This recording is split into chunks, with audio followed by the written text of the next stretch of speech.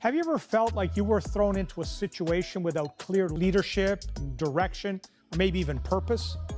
Maybe a job where no one seemed to be in charge, or a team project where the leader left halfway through, or worse, maybe even in your own life. Sometimes you feel like you're all by yourself, like you were handed the wheel, but no one ever taught you to drive. That's the kind of world we step into when we open the book of Judges.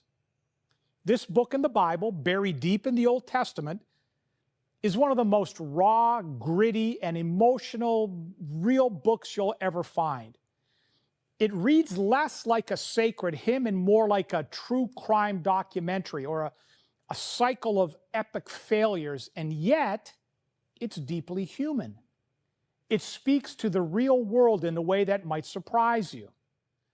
The book of Judges covers the period of Israel's history after the death of Joshua and before the rise of the monarchy of King Saul. It's a story of a nation in transition and in trouble. You see, the Israelites, well, they were supposed to possess the promised land.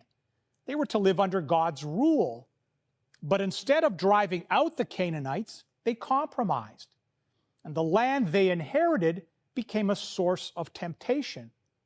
So despite the gap of over 3 millennia, there are many parallels between our situation today and the time of the book of Judges.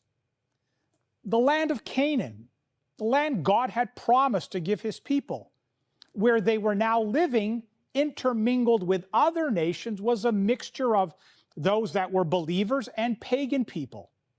It was a time when God's people daily faced the choice between looking to God as their Lord or following the spirit and the preferences of their age.